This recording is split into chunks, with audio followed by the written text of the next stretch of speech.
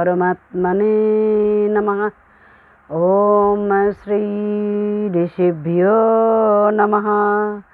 ओम श्री गुरुभ्यो नमः। ओम सर्वेभ्यो नमः।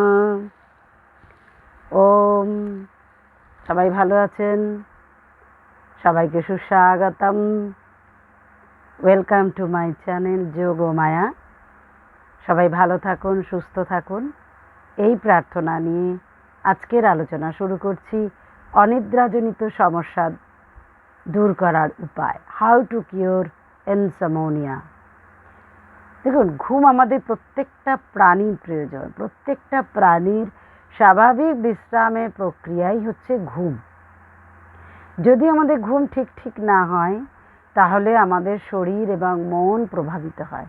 শরীর ভালো লাগে না, বিরক্তি আসে, ক্লান্তি আসে, কার্ডিওভাস্কুলার সিস্টেমে চাপ বাড়ে, ফলে হার্টের সমস্যা দেখা দেয়, হাই ব্লাড প্রেশারের মতো সমস্যা বাড়ে, মেটাবলিজম ঠিকঠাক না হওয়ার জন্য ওবেসিটির মতো সমস্যা দেখা দেয়, ডায়াবেটিসের মতো সমস্যা বাড়ে, এরকম বিভিন্ন রকম সমস্যা বাড়ে। তো যে কারণেই হোক না কেন, অনিদ্রা বা রাতের পর রাত জেগে থাকা খুব অসহনীয় বিষয়। এটাকে কিভাবে দূর করা সম্ভব, এই দূর করার বিষয়ে যদি আলোচনা করি, তো প্রথমে আমি আলোচনা করব যে আমরা কি কি করব না, কি কি আপনারা করবেন না। দেখুন, ডক্টর আবুল কালাম আজাদ সারাদিনে হয়তো 2 থেকে 2.5 ঘন্টা ঘুমোতেন অথবা ঘুমোতেন না, কিন্তু তিনি তো সুস্থ ছিলেন। তিনি তো তার গবেষণায় দিন রাত খেটে চলেছেন এবং এক উন্নত পর্যায়ের আমাদের প্রোগ্রেসকে ভারতবর্ষে নিয়ে এসেছেন। তো সেই কারণে বলবো যে ঘুম না আসা বা ঘুম না আসার জন্য যে সমস্যা, এটা কিন্তু ম্যাক্সিমামটাই মনের ব্যাপার। তবুও বলবো যে শরীর এবং মন তো বিশ্রাম চাই, সকলেই তো একরকম না। এই ইনসমনিয়া ব্যাপারটা কিন্তু সকলের উপরে একরকমভাবে খাটে না, ম্যান টু ম্যান এটা ভ্যারি করে। তো এর কারণ, এই ঘুম না আসার কারণ, একটা প্রধান কারণ হচ্ছে মেন্টাল স্ট্রেস। মেন্টাল স্ট্রেস ছাড়াও আর কি হতে পারে, ভিটামিনের অভাবেও ঘুম আসে না, এরকমও হতে পারে, বা বিভিন্ন রোগের জন্য বা ওষুধ খাবার জন্য আসে না, এরকম হতে পারে। তো আসুন আমরা এখন জেনে নিই যে ভালো ঘুমের জন্য আমাদের কি করা উচিত। তো এই প্রসঙ্গে আলোচনার শুরুতেই বলবো যে আমরা কি কি করব না, না করার ব্যাপারটা আমাদের মাথায় রাখতে হবে।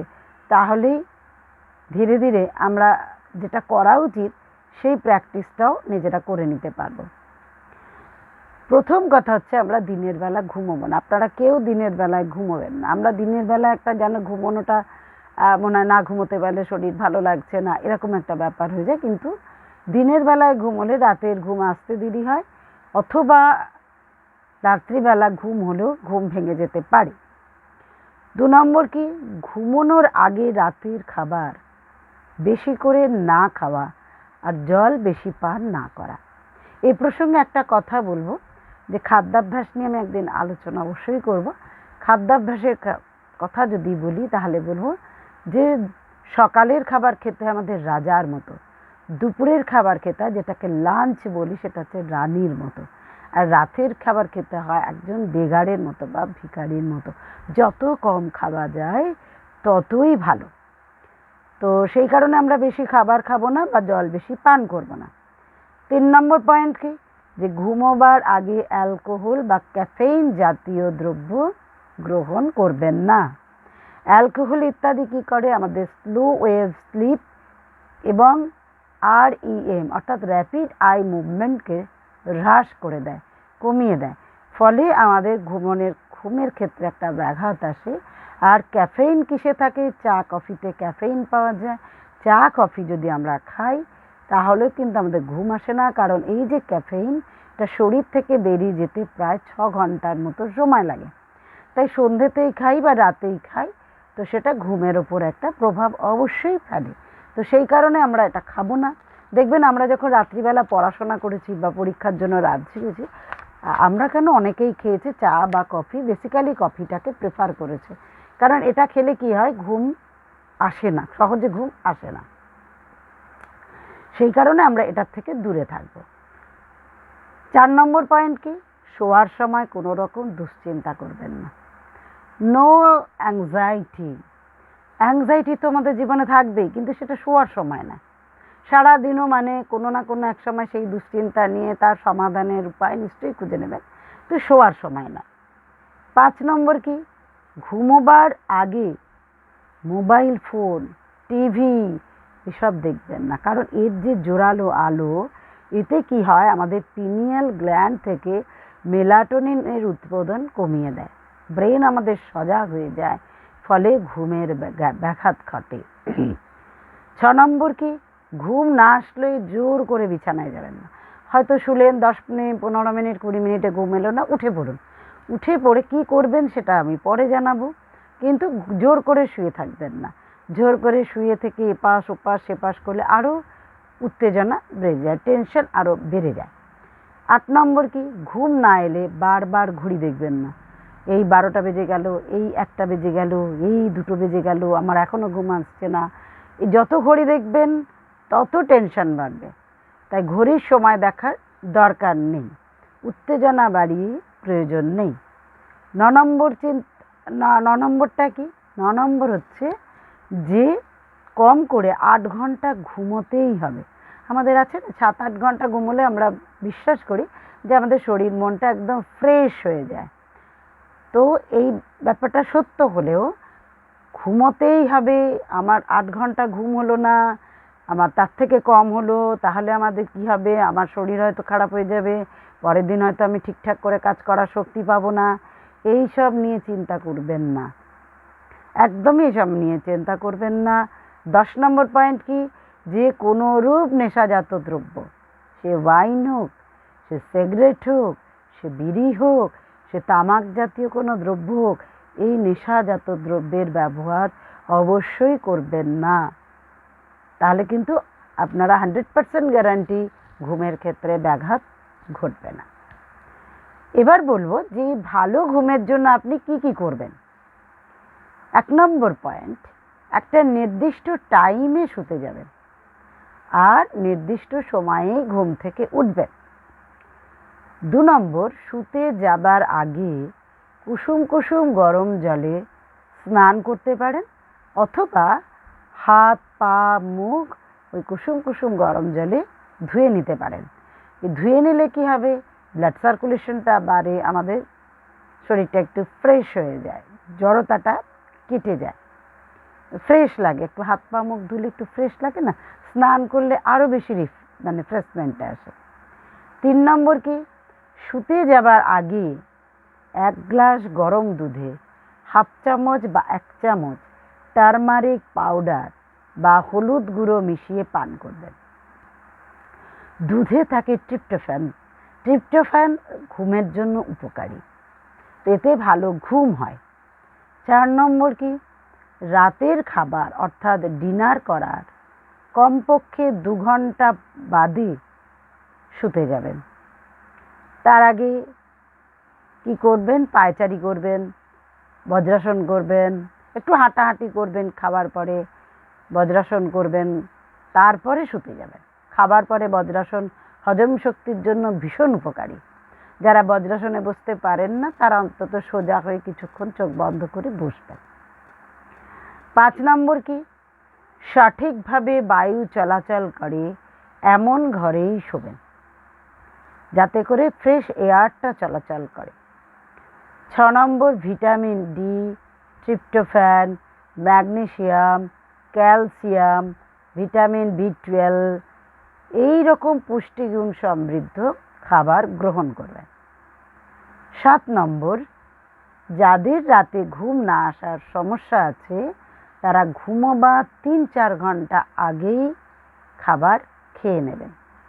যারা দুধ খেলে হজম করতে পারবেন না তারা প্লেন গরম জল খেতে পারেন, এবং গরম জলের মধ্যে একটু আজওয়াইন যদি একটু গরম করে ফুটিয়ে নেন এবং তাতে একটুখানি নামাবার পরে হলুদ দিয়ে আজওয়াইন দিয়ে ফুটিয়ে নেবেন, তারপর নামাবার পরে একটু আখের গুড় দিয়ে যদি খান তাহলে কিন্তু ভীষণ ভালো ঘুম হয় জোয়ান ঘুম ভালো আনে এবং এর একই সঙ্গে সকালবেলা উঠে প্রাতকৃত্য করলে পেট পরিষ্কার হয়ে যায়।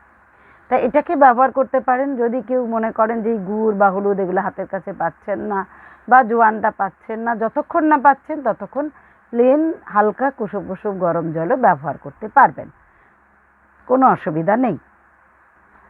8 নম্বর কি, ঘুমোতে যাবার 1 ঘন্টা আগে থেকে রিল্যাক্স করা শুরু করবেন, মনকে শান্ত করার প্রক্রিয়া করবেন। সেই শান্ত করার প্রক্রিয়ায় আপনাকে কি করতে হবে, ভালো বই পড়ুন, ভালো হালকা লাইট মিউজিক শুনুন, যেটা পড়লে শুনলে ভালো লাগবে, মৃদু আলো জ্বালান ঘরে, এলইডি বা উচ্চ যে জোরালো আলোর থেকে একটু দূরে থাকবেন।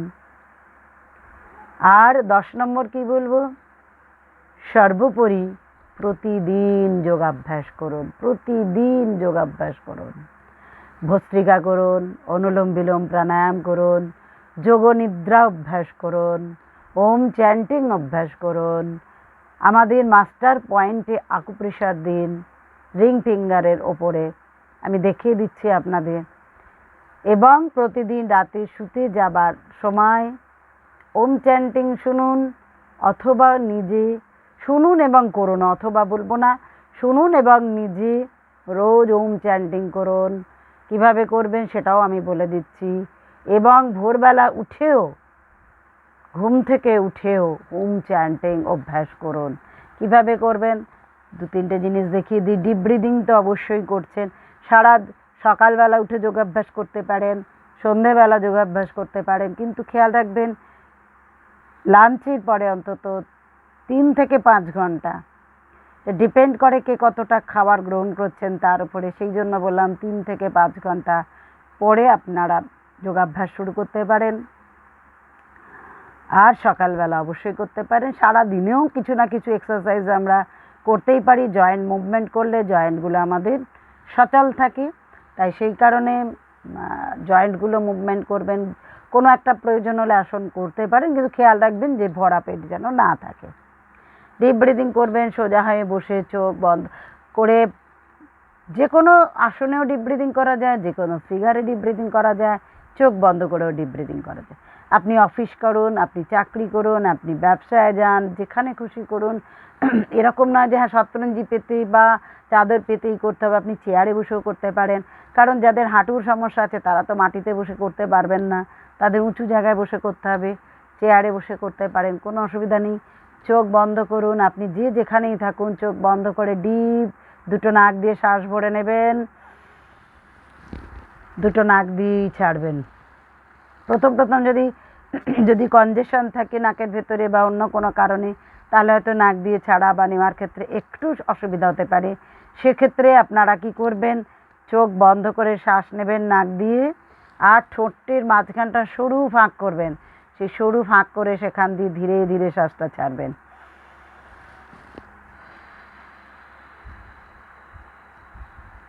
এই প্রসেসটা করে দেখবেন, আমি গ্যারান্টি দিলাম শরীর মন অনেক হালকা হয়ে যাবে। আপনার শরীরে বুক ধড়ফড় করুক, শ্বাসকষ্ট হোক, বা আপনার শরীর অস্থির হয়ে যাক, টেনশন বাড়ুক, গ্যাস হোক, আপনি খুব আরাম পাবেন এবং পাবেনই। তাই ডিপ ব্রিদিংটা অবশ্যই করবেন। এর সঙ্গে আপনি বিভিন্ন প্রকার এই প্রাণায়াম আছে, ভস্ত্রিকা আছে, কপালভাতি আছে, অনুলোম বিলোম আছে, বাহ্য প্রাণায়াম আছে। এর মধ্যে বেসিক্যালি ভস্ত্রিকা এবং অনুলোম বিলোম অবশ্যই করবেন। অনুলোম বিলোমটা আমি চেয়ারে বসেই দেখিয়ে দিচ্ছি, আজকে দেখে নিন। এইভাবে থাম দিয়ে বা বৃদ্ধাঙ্গুষ্ঠ দিয়ে ডান নাক বন্ধ করবেন, এটা আমার ডান দিক, ডান নাক বন্ধ করবেন। এই আঙুলটা ইন্ডেক্স ফিঙ্গার বা তর্জনীকে আমি বায়ু মুদ্রায় রেখেছি, এবং মিডল ফিঙ্গার এবং রিং ফিঙ্গারকে দেখুন বাঁ দিকে নাকের কাছে রেখেছি, এটা খোলা বন্ধ করার জন্য সুবিধা হবে বলে। আমরা কি করব, বাঁ নাকে শ্বাস নেব, বাঁ নাক বন্ধ করব, ডান নাকে ছাড়ব, আবার ডান নাকে নেব, বাঁ নাকে ছাড়ব, আবার বাঁ নাকে নেব,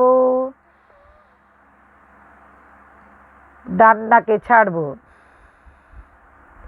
ডান নাকে ছাড়ার সময় বাঁ নাকটা দেখুন আমি বন্ধ করে নিয়েছি, আবার ডান নাকে নিচ্ছি,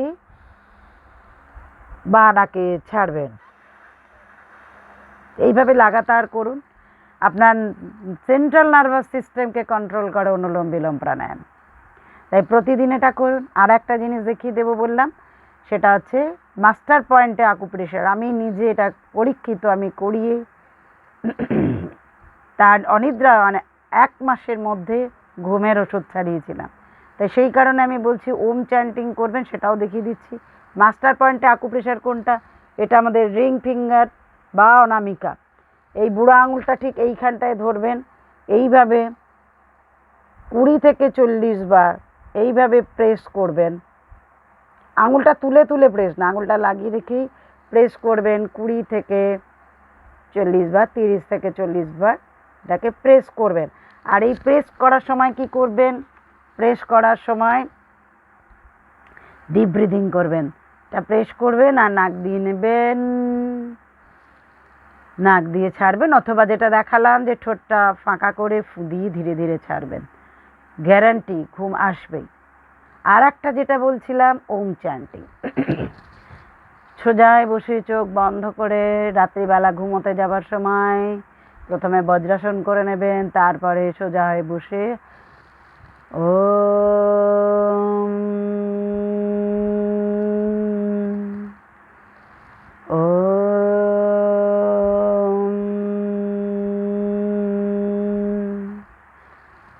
ওম এইভাবে কন্টিনিউয়াসলি করতে থাকুন।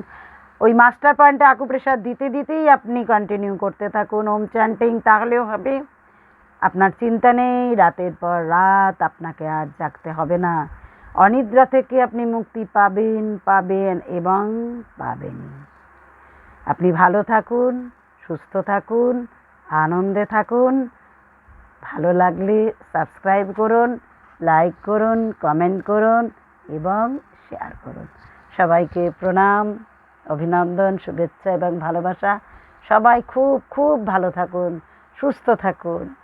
ওম শান্তি।